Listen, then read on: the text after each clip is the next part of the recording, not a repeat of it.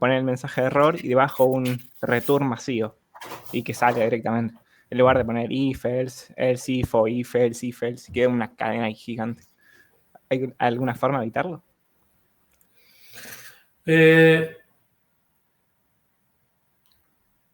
Por ejemplo, sí, no sé en MySQL. A ver si en MySQL existe. En SQL Server, sí. Vos podés poner un if, then, y cuando termina return, y abajo otro if suelto para que no lo evalúe, ¿no? Eso es lo que vos decís. Ir metiendo los Claro. returns para... En SQL Server se puede. A ver si en MySQL...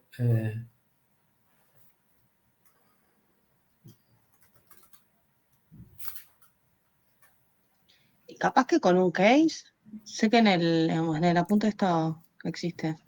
sí, existe el case. Pero lo que pasa es que tampoco le va a gustar a tu compañero el case, me parece. Si está planteando, está planteando esta duda, me parece que...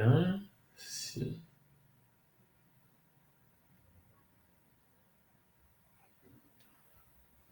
Habría que probar si me deja hacer un return al final. A ver. Probé poniendo un leaf vacío, 2 puntos, pero me hice error de sintaxis y no me dejó. A ver, ¿cómo es que haces? Pongo el set n resultado igual -1, set c mensaje igual al mensaje, y Sí. debajo leave, punto y coma, y me da error de sintaxis. Intenté, pero no. Como la de leave, return, bloquea el loop, intenté con el procedure, pero no. me tira error de sintaxis. Y con el Y la return, palabra clave return no está, porque return es para las funciones. exactamente. Por eso.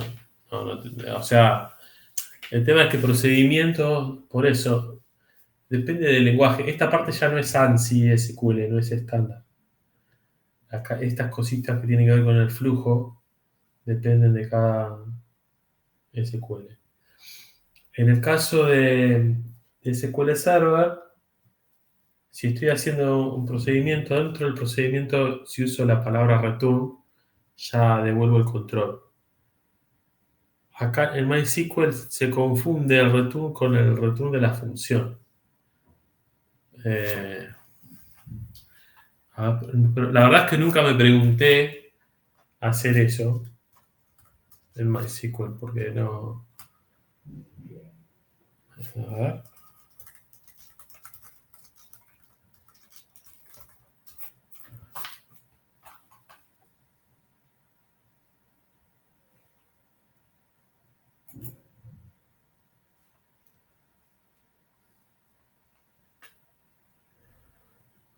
No, el return siempre va a devolver algo.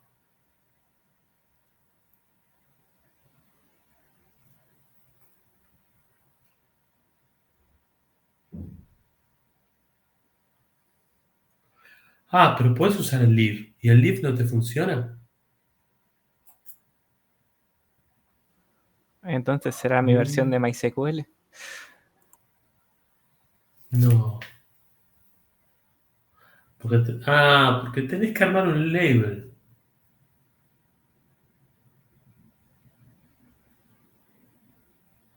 Tenés que armar un label.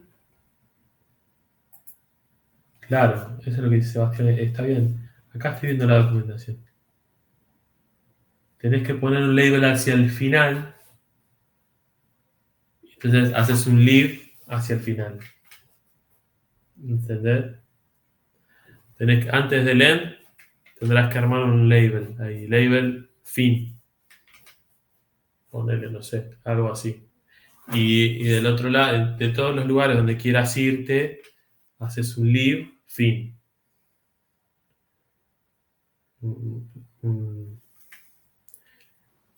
¿Me explico? Sí.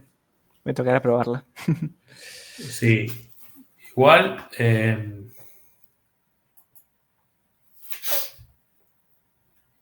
No sé, es como, claro, en el if más general, ¿no? En el de arriba sería. Bueno, habría que probarlo. Yo de esas cosas, eh,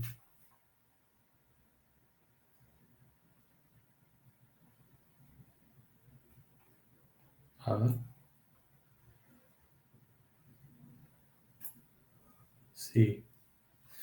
Sí, eso está bueno, que lo prueben, pruébenlo. Eh, Hay dos escuelas de eso, ¿no? Una que dice, bueno, una vez que ya estoy para salir, salgo, ¿no? Que es lo que planteas vos. ¿Para qué estar anidando cosas si yo ya sé que no se va a ejecutar? Eh, entonces, es como que uno va poniendo returns en el medio, vas metiendo salidas de flujo por el medio. Esa es una escuela. La escuela anterior, que es la de Dijkstra y la de todos esos señores que construyeron los algoritmos clásicos, no sé si fue Dijkstra o Nut, que planteaban que un código bien escrito debería tener un solo punto de salida. No, o sea, esta cosa de las salidas múltiples eh, tiene que ver con la escritura de código más rápido, ¿no? Y que tiene que ver con el código más moderno, quizá, o la forma más moderna de escribir código es más laxo, sobre todo con JavaScript. JavaScript para mí es medio como un infierno porque es dinámico, es débilmente tipado, ¿no? Tiene esas cosas y básicamente haces lo que querés y no vas a tener problemas de control. Después vas a tener problemas que no anda, si está mal hecho, ¿verdad? Pero en cosas más estructuradas, lo que planteaban estos tipos de antes, creo que era Dijkstra. Es el del algoritmo de recorrer de grafos y esas cosas. Que si uno abusa de eso, después pierde la idea de por dónde va a salir. Cuando miras el código así, le das un golpe al código que escribiste y es como que no es tan claro.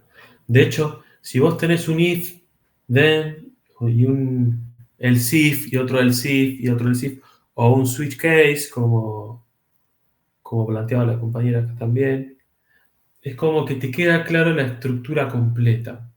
Sabes que o va por un lado, o va por otro, o va por otro. Pero si vos escribís el código con los returns, asumiendo que no va a entrar en el otro, porque ya saliste antes, bueno, estás a simple golpe de vista vas a estar asumiendo cosas ahí. No sé si me explico. O sea, yo comparto con la visión de Dijkstra de esa gente, pero quizá porque yo ya estoy más viejo también. Eh, Tengo un poco de discusión con los chicos cuando trabajamos en el código. A veces corrijo código así porque cosas que me molestan, pero es un problema mío ya.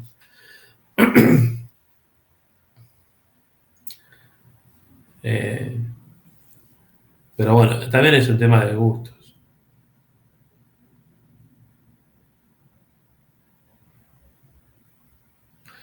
La diferencia en las dos escuelas es, no estoy diciendo que cuál sea mejor, a mí me gusta más la clásica, que es, existe un solo punto de retorno de un procedimiento. Perdón. Solo salgo por un solo lugar. Hay veces que no puedo yo hacerlo, pero bueno, intento. Y no hacer un return, por ejemplo, si yo tuviera un case donde ya puedo devolver cosas en el medio, no meto un return dentro de cada de cada elemento del switch, sino que lo hago al final, uno solo. Entonces va a evaluar todo el switch, solo va a entrar en una rama, que lo evalúa todo, y ya. Pero el return está abajo. Entonces, supongan que yo tengo que construir una respuesta, tengo que construir un objeto compuesto, perdón, un objeto complejo para devolverlo, ¿no? Estoy hablando de cualquier lenguaje, ¿eh? Puede ser C# o Java o lo que sea. Supongan que tienen un método complejo, tienen muchísima inteligencia.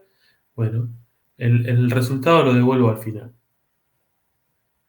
No hago un return del resultado construyéndolo por el medio de acuerdo a cada rama, ¿sí? Eso es lo que explica a lo que se opone la escuela anterior. Dice, no, yo tengo que salir del procedimiento por un solo lugar, porque por ahí después resulta que quieren agregar cosas antes de salir y se van a volver locos. ¿Sí? Suponga que construyen la salida al resultado en 5 ramas. El procedimiento tiene 5 returns. ¿Me siguen hasta ahí? Sí. Y supónganse que después me cambian el formato o me piden agregar un atributo más en la respuesta. Tenés que ir y tocar todas las ramas por donde está saliendo. ¿Sí? Ahí ya tenés un tema.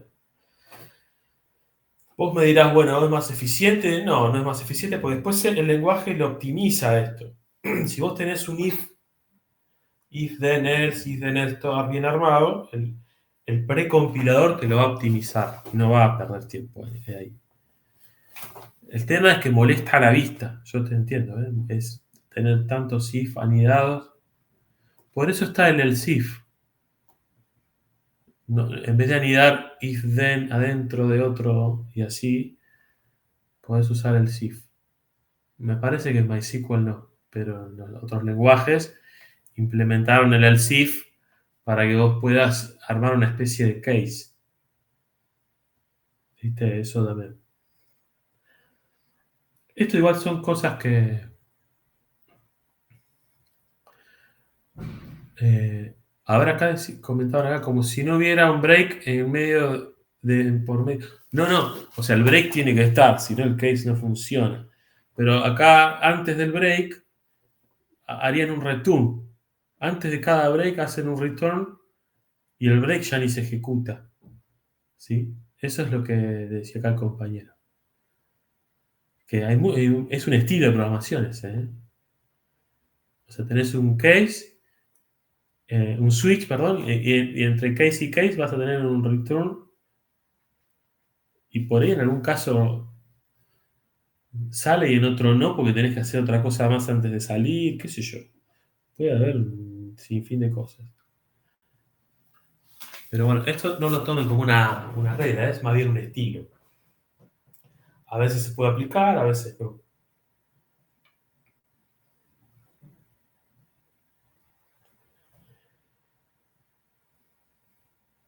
Sí. Para no necesitar tantos returns, sí. También.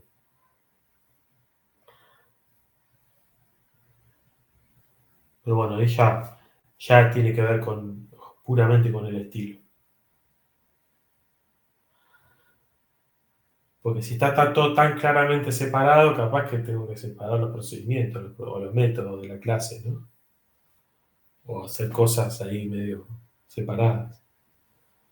Eso ya es objeto, no es otro tipo de materia.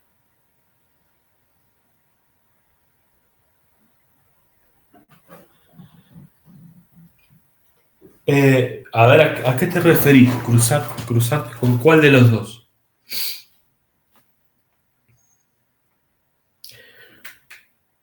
Claro. No, sí, pero es orgánico. O sea, es la manera en la que escribe el código cada quien. Algunos programadores tienen tendencia a salir cuanto antes.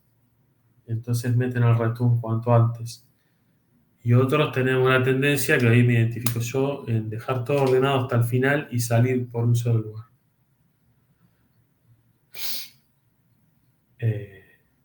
y tener un poco más de control visual. Lo otro puede volverse un caos, pero es eh,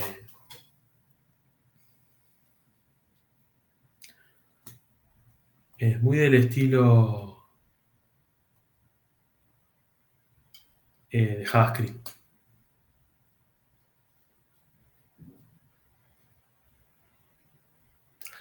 Ok, perfecto. Por eso, claro, está muy bien. Por eso comenté que está más atado a la programación moderna. Yo pues también estoy capaz de más viejo. Se considera como buena práctica el early return. Ok, lo tomo. Profe, el enfoque Dijkstra es mucho más escalable igual, en proyectos de gran escala de cientos de miles de líneas de código. Sí, es más ordenado, entonces hace que sea más escalable. Eh, pero bueno, acá comenta que es una buena práctica la salida temprana con los return.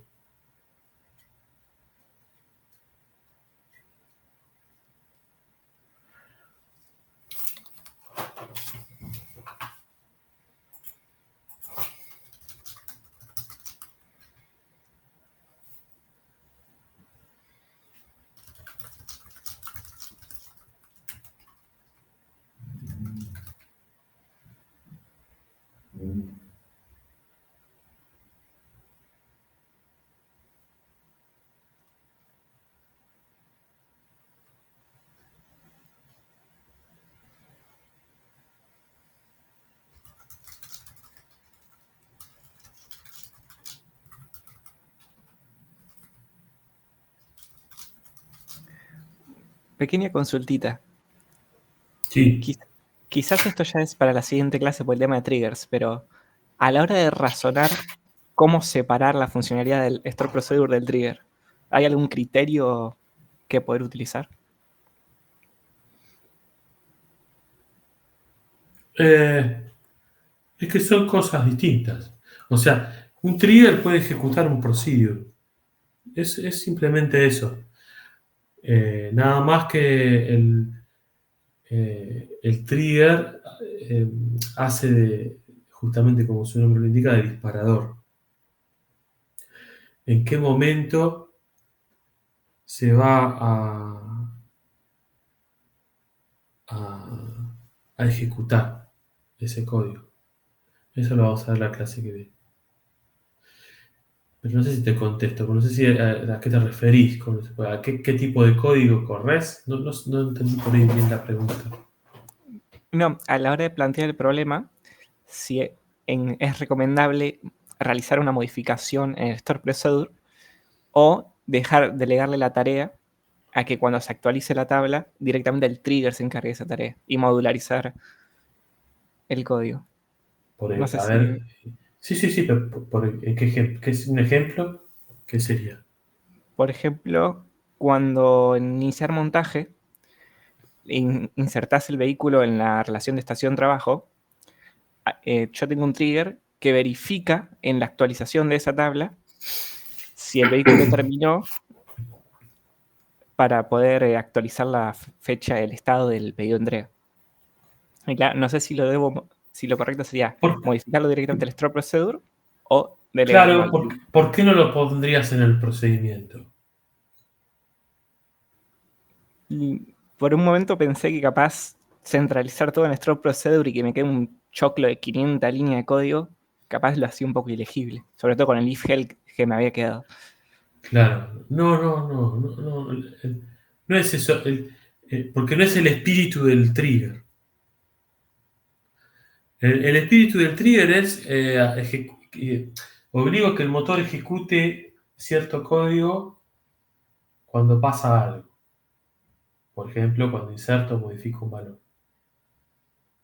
Acá, eso es lo que vos hiciste, es regla de negocio que tranquilamente puede estar en el store procedure principal. Un trigger se utilizaría, por ejemplo, cuando alguien cambia un valor en una tabla, alguien hace un update, ¿no? A cualquiera. Yo tengo un trigger que dice, bueno, si sucede un update en la tabla, me guardo los valores viejos en otra tabla de lateral, en una tabla de log. Y me guardo quién hizo ese cambio. Entonces, de esa manera, yo me resguardo la historia de la tabla, por ejemplo. Entonces, bueno, si se me rompe la tabla o alguien mete la pata, puedo volver atrás, porque fui guardando todos los cambios que se hicieron. ¿Sí? Es más como auditoría. Por ejemplo, alguien cambia no sé, los datos de un usuario y como yo como parámetro recibo el usuario que hizo el cambio, lo voy logueando. Entonces yo ya sé, con un trigger, ejecuta eso y va guardando en una tabla los cambios que se hicieron. Entonces yo sé quién hizo cada cambio, quién le cambió las claves hasta el usuario y esas cosas. Vos me dirás, ¿por qué no está en el store procedure? En un store procedure esto. Porque justamente yo quiero resguardarme de los pillos que están haciendo cambios en la base de datos, por ejemplo. Entonces, si alguien me está haciendo trampa, nadie va a estar mandando los datos al log. ¿Estamos de acuerdo?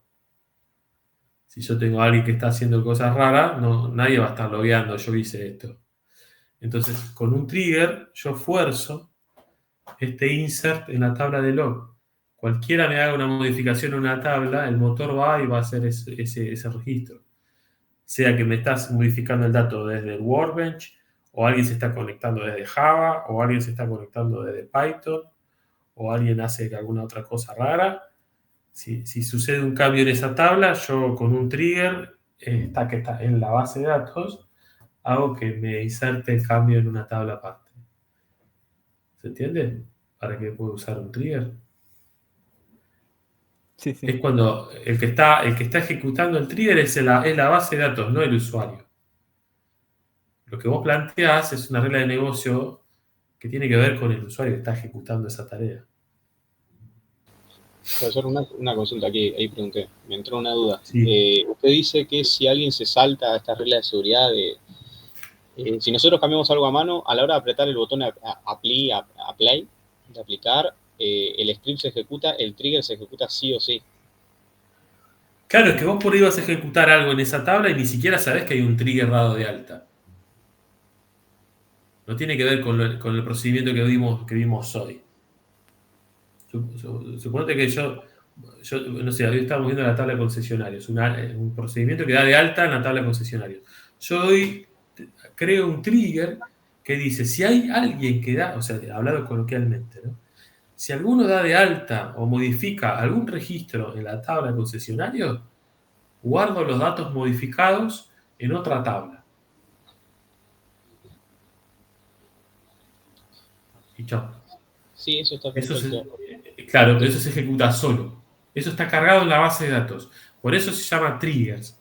Porque la base de datos lo triguea. Esto, lo dispara la base, no el usuario. Entonces, yo así, sí o sí, me guardo los datos que están siendo modificados de donde sea. Por ejemplo, si yo tengo un trigger dado de alta sobre esa tabla de concesionarios que vimos hoy en la ABM, el trigger se va a disparar así se ejecute el procedimiento ese que dimos de alta para una VM, un link que tiene un insert adentro, o si vos ejecutás un insert a mano en el Workbench. Porque tengo configurado que el trigger es on insert. Eso lo vamos a ver en la clase que viene. Pero igual, creo que se entiende. O sea, cuando sucede un insert en la tabla de concesionarios, se ejecuta este código, que es el que yo pongo ahí adentro del trigger. Que puede ser cualquier cosa. Entonces, el motor detectó que alguien hizo un insert ejecutando el procedure que creamos. Iba a ejecutar lo que está dentro del trigger. Detectó que vos te conectaste con el Workbench, hiciste un insert a mano, o sea, escribiste insert y lo ejecutaste directamente desde la sesión del SQL. Listo, el motor lo detecta y va a ejecutar el trigger. Entonces, una duda con eso. Usted dijo, habló de logs. Esto lo entiendo, lo del trigger, quedó perfecto. El tema en el log, a modo de seguridad, que usted habló de cambios, que a veces uno necesita registrar quién hizo el último cambio. Yo sé que varias tablas tienen fechas del último cambio, pero ¿cómo registra quién lo cambió si lo haces directamente de la base de datos? Esa es mi duda. tenés que agregar un campo a la tabla que sí o sí tenga... Sí, como sí, la- exacto. Yo lo tengo trabajado con un campo. Pero capaz que, digamos, si yo me estoy defendiendo muy heavy, capaz que puedo levantar el login de la conexión, por eso ya es muy más. Ah, no sabía que se podía hacer eso, ok. techy. Para investigar Sí, está es bueno. más techy eso, es más heavy, pero podría llegar a hacer algo de eso. Sí. Ahora, el tema es que yo por ahí uso la misma conexión con diferentes usuarios, entonces por eso yo logueo el ID de usuario, hago otras cosas. Eso lo tendrías que tener en cada tabla, digamos. Entonces, o solamente con tenerlo en el trigger. Donde quiera. Donde yo quiero. No, el trigger es por tabla. Los triggers. Es más, si tenés un trigger para el insert, y si querés uno para el update, y si querés uno para la baja, para el delete. No Por se podría ejemplo, hacer adentro del trigger. Por los triggers pueden llamar no, a no, más de un no. procedimiento. No No, porque podrías hacer un procedimiento. el trigger se dispara ante un evento. Ese evento puede ser insert, update o delete. Claro, y si haces un procedimiento específico para tomar los datos de quién lo hizo, ya te ahorras de hacer un montón de campos en muchas tablas y llamás siempre el mismo procedimiento. Se puede hacer eso, sí, en el mismo trigger hacer dos procedimientos, uno para hacer el update y el otro para agarrar los datos de quién hizo el update y ponerlo en el log. O sea, sí, vos podés hacer lo que quieras. Claro, pues mi duda es hacer varios procedures adentro del mismo trigger. Esa es mi duda. ¿Varios qué? ¿Qué Varias querrías funciones. hacer con eso, por ejemplo? ¿Pero qué estarías buscando? ¿Cuál sería el objetivo? No, hablando sobre este tema, por ahí es un ejemplo que ahora no aplica, pero alguien me da un cambio en una base de datos a Sí. mano en el Workbench. Bien, nosotros con uno sacamos los datos, hacemos la copia de seguridad, lo ponemos en el log, y con el otro procedimiento, en vez de tener los campos en cada una de las tablas o cada uno de los triggers, podrías tener un procedimiento específico que se encargue de agarrar los datos de la sesión del usuario, el horario, y Ah, ponerlo para... sí, sí. Sí, podría llegar a ser, sí. Ok, Sí, ¿y sí. se pueden hacer dos juntos en el mismo instante, dos procedimientos dentro del trigger, mismo trigger? Podés ejecutar, podés hacer un call. No, por ahí vas a tener que escribir el código completo. No sé, eso. No, está bueno para Vos, saberlo. No, después... podés ir a armar un call dentro de un procedimiento, varios calls dentro de un procedimiento. Claro, o un trigger No sé mismo si que te ejecute deja eso. dos procedimientos. Por eso es... No sé si MySQL eso lo permite, depende de las versiones. Me parece que no. Claro, bueno, Igual entonces eso, en cada procedimiento llamar a otra función o otro procedimiento como que esté anidado sí. y haría lo mismo efecto. Te ahorras de poner Sí, campos nuevos. lo que pasa es que no te vas a escapar de laburar con cada tabla, porque vos vas a ver, después lo vamos a ver en la clase que viene. Cada campo, en el caso de un update, un insert, perdón, un trigger que trabaja en el update.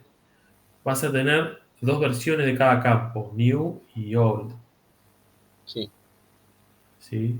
Y van a tener el nombre del campo de cada tabla, ¿no? Vas a tener que trabajar con eso. Vos estás trabajando con una tabla puntual, no con cualquier tabla dentro del dentro del trigger. ¿Sí?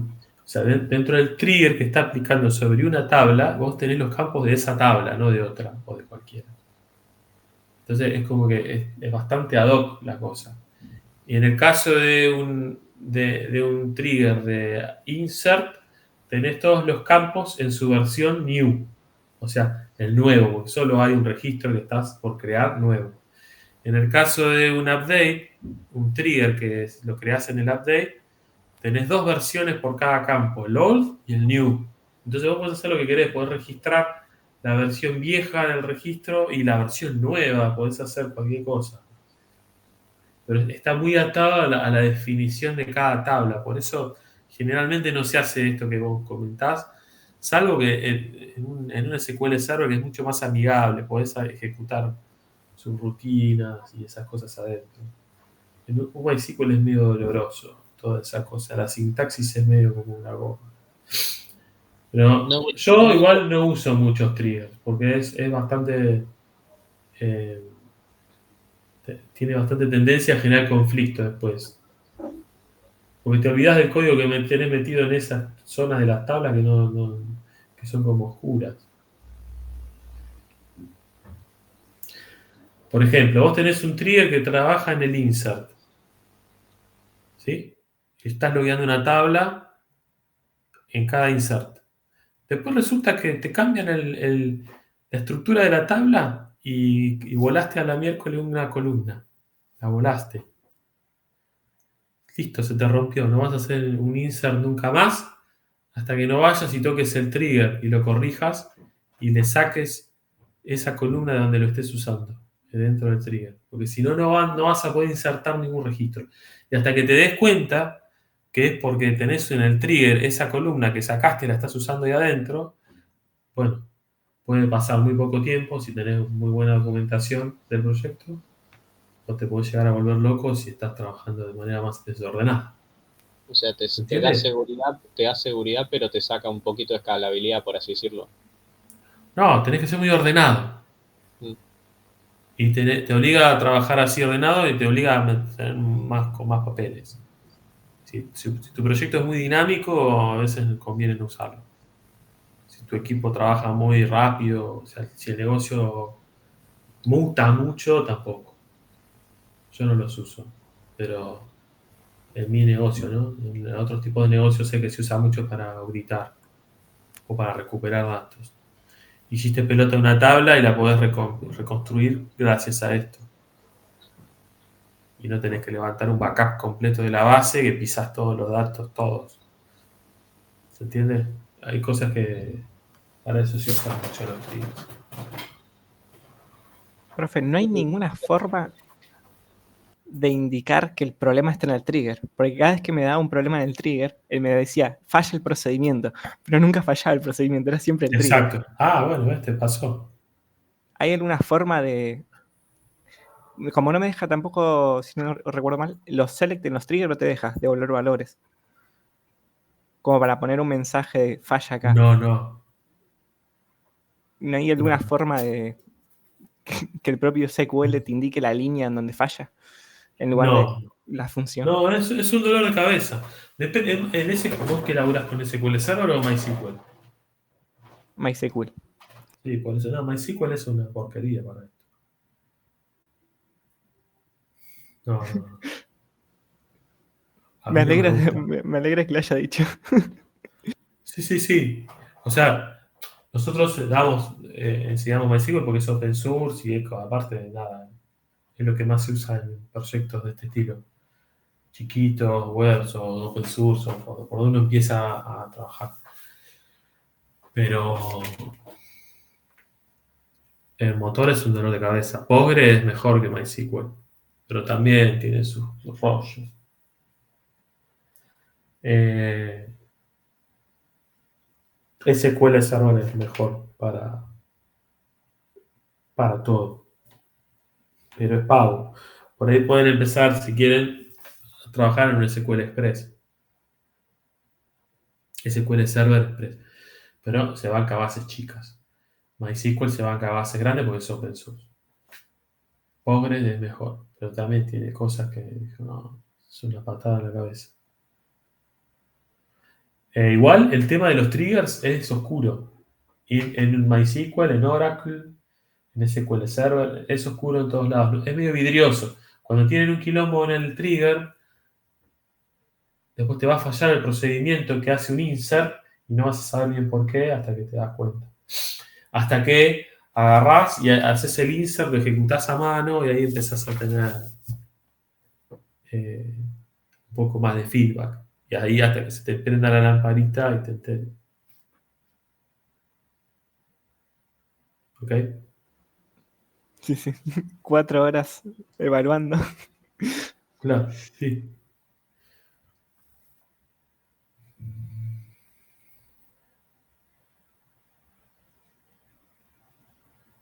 Bueno. Bueno. Bueno, chicos, si no tienen más dudas, nos vemos la clase que viene.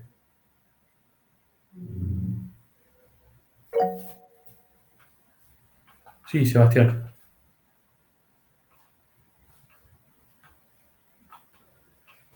Fue sin querer.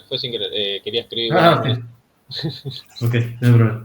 Bueno, genial. Nos vemos. Chao, profe. Gracias, Hasta luego. Hasta luego.